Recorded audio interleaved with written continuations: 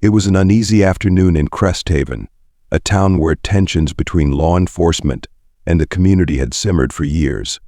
Officer Garrett, a veteran cop with a notorious reputation for discrimination and abuse of power, was patrolling the town's affluent district. He wasn't looking for actual criminals. His so-called sixth sense, which he arrogantly prided himself on, usually led him to target those he believed didn't belong. As Garrett drove past Cresthaven Cafe, his eyes locked onto a black man in his early 40s stepping out of a sleek black SUV. The man was well-dressed charcoal dress pants, a crisp white tailored shirt, and a gold badge clipped to his belt. But to Garrett, that only meant trouble. He pulled over, his tires screeching slightly, then approached the man with his hand resting on his holstered gun. "Excuse me," Garrett barked, his tone dripping with condescension. "What are you doing here?" The man raised an eyebrow but said nothing. His calm demeanor revealed no emotion. He simply stood there waiting, as if inviting Garrett to continue. Garrett smirked, already convinced he knew how this would go. This was a familiar situation. He crossed his arms, tilted his head in that signature arrogant way of his, and scanned the man from head to toe, as if assessing a criminal. "I don't think I've seen you around here before," Garrett said, his voice laced with suspicion. "This is a quiet neighborhood. People like you don't usually show up here unless there's a problem." The man remained unfazed. He met Garrett's gaze steadily, adjusting his watch as if ignoring the blatant provocation. "People like me?" the man asked, his voice deep and steady, carrying just a hint of challenge. Garrett smirked, mistaking the man's composure for submission. "You know what I mean," he said. "We've had reports of suspicious activity in the area. You want to explain why you're here?" The man tilted his head slightly, a glint of amusement in his eyes. "Suspicious activity," he echoed. "Is that what we're calling professional duty now?" Garrett blinked, momentarily caught off guard by the man's confidence. He wasn't used to being questioned, let alone challenged by someone he assumed would be easy to intimidate. His grip on his belt tightened. "Look, I don't know who you think you are," Garrett said, his voice rising, "but I have a job to do, and that includes keeping this neighborhood safe. Now I need to see some ID." The man didn't move. He simply smiled, a calm, knowing smile that made Garrett uneasy. "I'll show you my ID," the man said evenly, "but I need to be sure you really want to go down this path." Garrett narrowed his eyes, his smug expression flickering ever so slightly. "Go down what path?" "This one," the man replied. "Because once you do, you won't like where it leads." Garrett scoffed, waving off the warning as nonsense. "Is that a threat?" he sneered, his smirk returning. "Because if it is, you're making a big mistake. Let me remind you who wears the badge around here." The man remained unshaken. Slowly, he pulled out his wallet, flipped open a sleek black leather ID case, and held it up to Garrett. "Here's my ID," he said. Garrett leaned in, ready to snatch the card and find any excuse to justify his suspicions. But the moment his eyes scanned the badge and the name printed beside it, his arrogant smirk froze. The gleaming gold badge read, "Chief of Police, Cresthaven Police Department," and right below it in bold letters, "Malcolm Reeves." Garrett froze, struggling to process the situation. The man he had just tried to intimidate wasn't just a cop, he was the police chief. Reeves observed the realization dawn on Garrett's face, then calmly said, "Oh, I believe you didn't recognize me." Garrett opened his mouth to speak, but Reeves cut him off. "You saw a black man driving an expensive car and decided to play hero, didn't you?" "And no, sir," Garrett stammered. "Don't make excuses," Reeves said in a low voice. "This isn't over." Garrett tried to salvage the situation. "I was just doing my duty, protecting the community." Reeves gave a cold smirk. "Protecting by harassing someone without cause. Do you even understand what to serve and protect means?" Garrett's face turned red. Around them, the crowd slowed, phones raised, recording. He realized his career might be unraveling before his eyes. "I wasn't harassing anyone," Garrett said, his voice now quieter. I thought." "You thought what?" Reeves interrupted, his voice sharp. "You thought I didn't belong here? That I must be some kind of criminal, because I don't fit the image of success in your mind. Don't lie to me, Garrett. I've seen your record. This isn't the first time you've pulled this stunt." Garrett opened his mouth to protest, but Reeves raised a hand, stopping him. "You know what makes this worse?" Reeves continued. "This is my neighborhood. I live just 2 blocks away. My family shops at the cafe you just dragged me out of. But you didn't see a resident or a fellow officer. You just saw a target." The small crowd gathering around them began murmuring, their voices growing in agreement. The disapproval was directed squarely at Garrett. He glanced around nervously, feeling the weight of their judgmental stares. "Sir, I didn't know." "No, you didn't," Reeves said coldly, "because you never tried to see beyond your own biases. And now, you've just made a fool of yourself in front of everyone." Garrett shifted uncomfortably, his confidence completely shattered. "Sir, can we speak privately?" he asked, his voice almost pleading.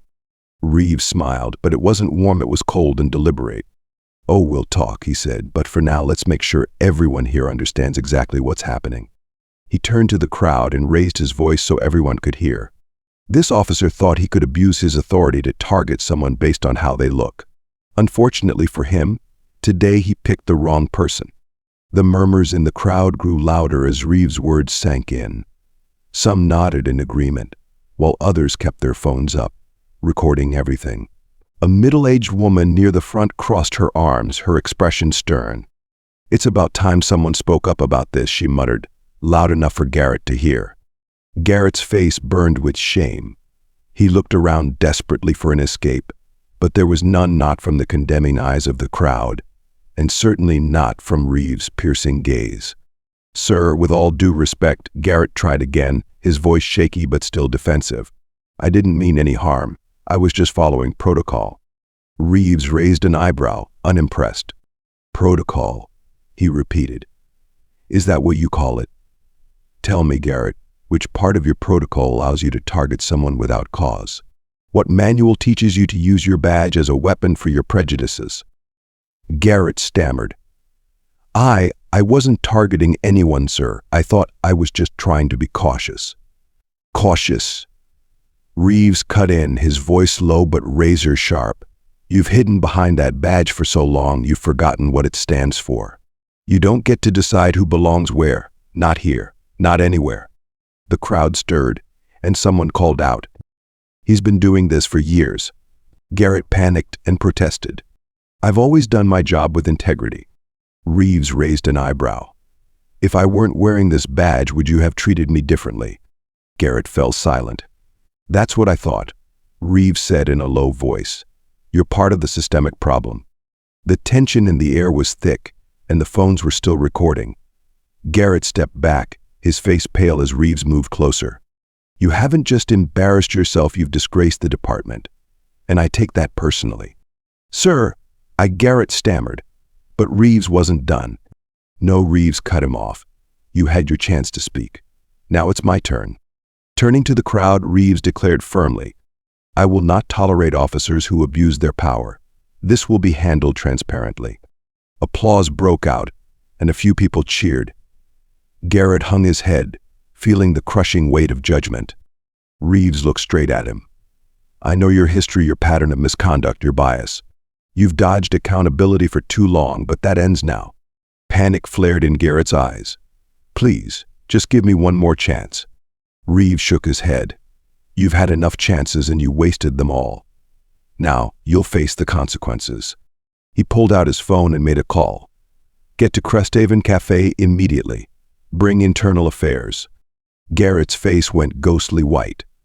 The crowd had grown larger, recording every moment as the once arrogant officer now trembled, awaiting his fate. Within minutes, a marked patrol car pulled up. Stepping out was Captain Whitaker, a no-nonsense veteran officer with decades of experience. Beside him was an internal affairs investigator, clipboard in hand. Garrett's face drained of all color as they approached. "Chief Reeves," Captain Whitaker greeted with a respectful nod. "What's going on here?" Reeves gestured toward Garrett with precise, deliberate authority. "We have an officer who thought he could discriminate today. He pulled me over without just cause, made baseless accusations, and attempted to intimidate me. And I'll just say this isn't the first time his behavior has been called into question." Captain Whitaker's expression hardened as he turned to Garrett, his voice sharp. "Is that true, Officer Garrett?" Garrett stammered. Captain, I didn't mean." Answer the question. Whitaker cut him off. "Did you or did you not pull over the police chief without a valid reason?" Garrett glanced at the crowd, his voice barely audible. I did, but I didn't know it was him."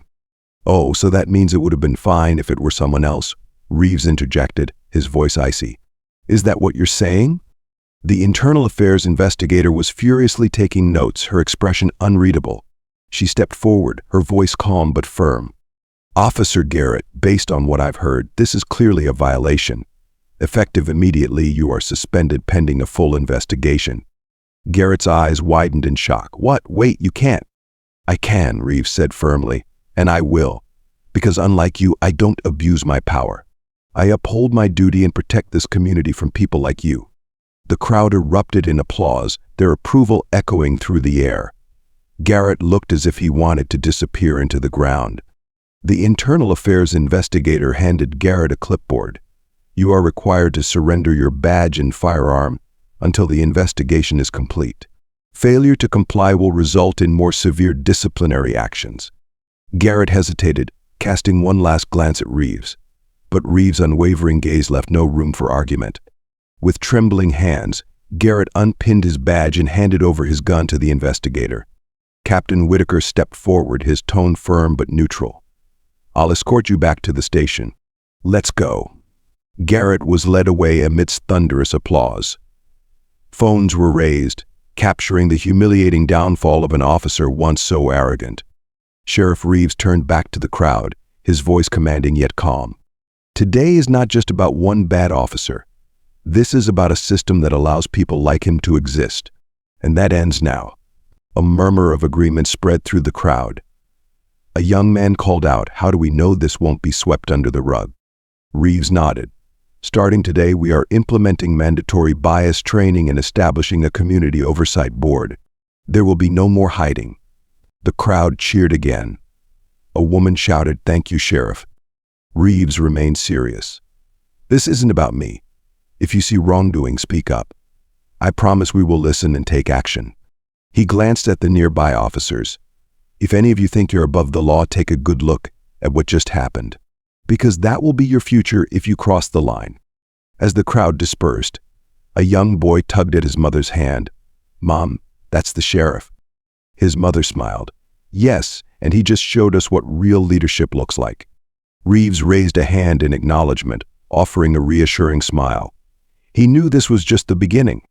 Reeves turned to Whitaker. "I understand, Whitaker, and I appreciate it, but this is bigger than us. We need a department and a community where officers like Garrett can't exist." As they spoke, Reeves noticed a man hesitating before stepping forward, one of the people who had been recording. "Excuse me, Sheriff Reeves," the man said, his voice tense.